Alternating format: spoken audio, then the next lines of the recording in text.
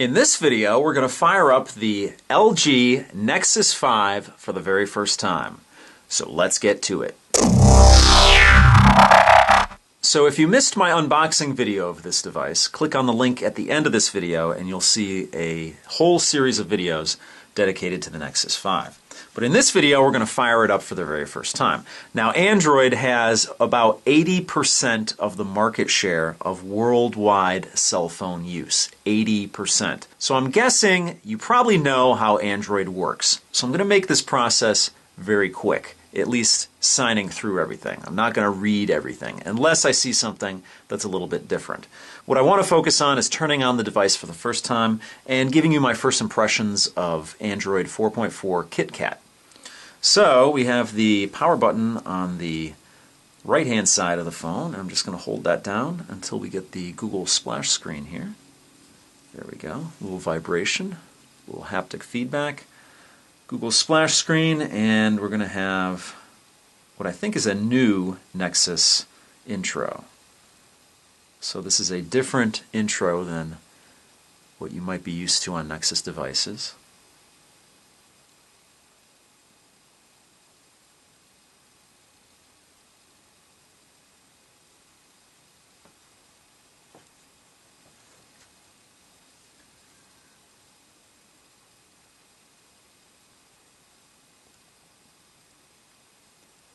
And I won't edit any of this out. I want you to see what it's like. I want you to experience it as I'm experiencing it. But I will try to go through the text as fast as possible.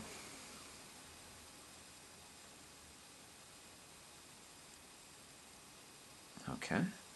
Had a little flash there and a little haptic feedback.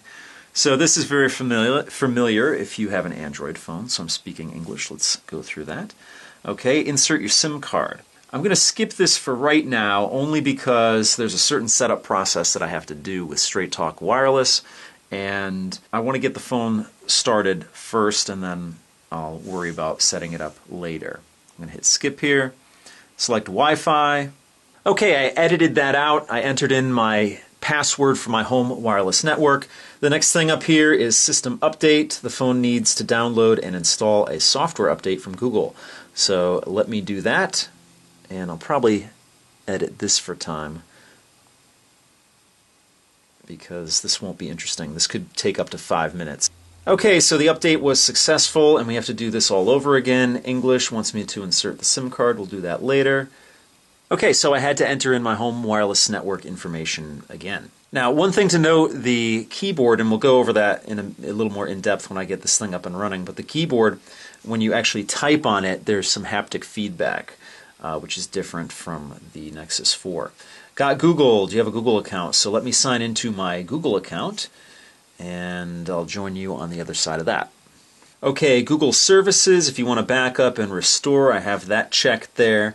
So basically I'm restoring my previous Google account backups to this phone, which includes my apps, app settings, system settings, and Wi-Fi passwords. And then it wants my location information. I'm not going to allow all the apps to know my location. I'll just do that on a case-by-case basis. Down here it says for improved accuracy and other purposes, scan for Wi-Fi networks even when Wi-Fi is off. That's fine. I'll keep that checked. And there's more down here. Keep me up to date with news and offers from Google Play. That's fine, I guess. Hit next. And it's going to restore everything from my Google account on this phone. Now, one thing you might notice if you have sharp vision, up on top, the icons are white now. They used to be blue. Got my Nexus 4 here. As you can see, they're blue up there as opposed to the new white ones. Okay, the next step there was, it was telling me that it had my name up there on the screen.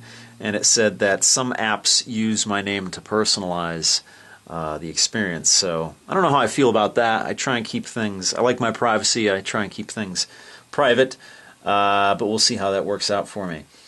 Google Now, information when you need it without searching. So Google Now, you should be familiar with that. It's when you swipe up from the bottom of a Nexus 4, you'll be able to get these different cards that tie into information you might be interested in, depending on where you're located or what might be in your Gmail account. So for instance, if you buy something or for me, I buy things on Amazon a lot, and I use the same Gmail address that I use for my main account on my phones. And Google Now actually is able to give me tracking information on things I buy without me even entering anything in there. So I think it's cool. Some people might think it's intrusive. I think it's very cool and useful. This is just explaining Google Now, and I know with Android 4.4, Google Now is off to the left. So we'll see how that works. Let's go to the next thing here. Get Google Now. Google Now is always working for you to help you through your day. So yes, I do want to get Google Now.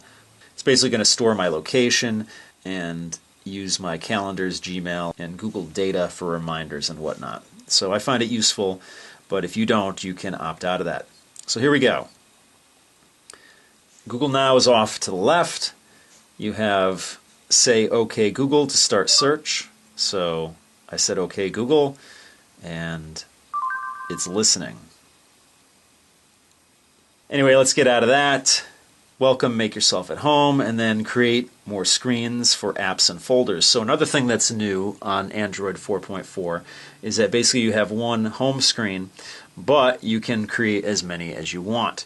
And that's off to the right, and then off to the left is Google Now. Used to be Google Now was from the bottom. If you swipe up from the bottom, oh wow. You can still go to Google Now by swiping up from the bottom as well. So, okay, hit OK. Let's see what else is new. Organize your space, touch and hold background to manage wallpaper, widgets and settings. That's very similar to what you're used to.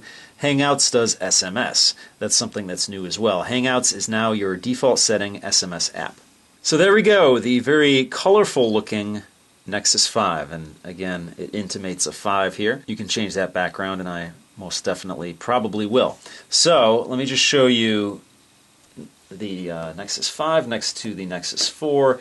Now the Nexus 4, this is my custom background here, so that's not one of the default backgrounds that you get with the device, but I just wanted to show you side by side the two devices. So obviously the screen is a little bit bigger on the Nexus 5 than the Nexus 4.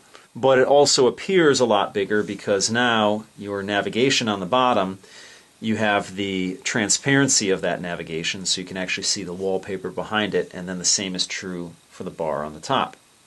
And it's downloading information there. But other than that, it looks fairly similar. You have some new icons. The app drawer is different. The Chrome icon, actually all the icons look a little bit bigger. You have a new phone icon, and again the SMS app is now Hangouts, which should be interesting because I don't know if Hangouts supports MMS. So I do use MMS from time to time, so that's going to be interesting. So let's browse around this phone a little bit. So you have a home screen to the right, and that's it. And we have Google Now over to the left here. And this is very snappy. This phone is very responsive. Wow. As you can see, some cards here. This card was a neoprene case that I ordered from Amazon for another device, which you will be seeing on this channel very shortly. Hopefully in the next couple of days. But let's take a look at the app drawer here. And as you notice on the app drawer, you can see the wallpaper behind it as well. And very, very, very responsive. So let's go into Chrome here real quick. And it's pretty much the Chrome you're used to if you have a cell phone. Let me just show you the keyboard here.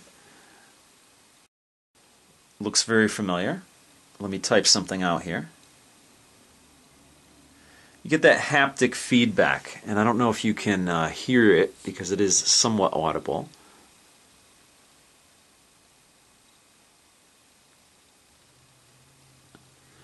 But a little bit different than the kind of clickety-clack that you got on the, or at least I got on the Nexus 4.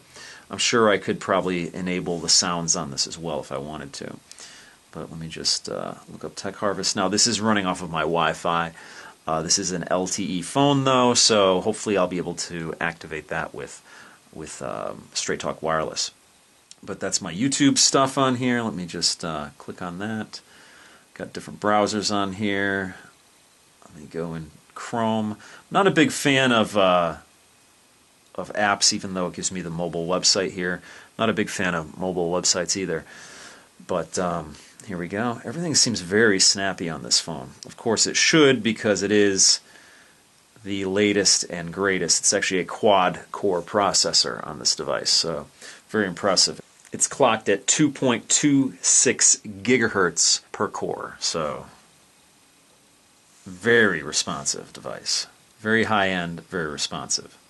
So I'm in Hangouts here, and one of the new things on the new Android keyboard here, which I think you can actually get on an older phone right now, I think I saw it on my Nexus 4, is you have these emojis here. So you have all these different little faces you could use and different icons and whatnot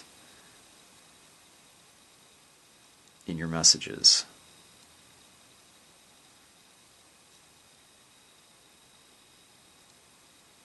Here's the dialer. It looks a little bit different, a little bit more condensed here. You have your favorites up top here, which I actually have blocked out.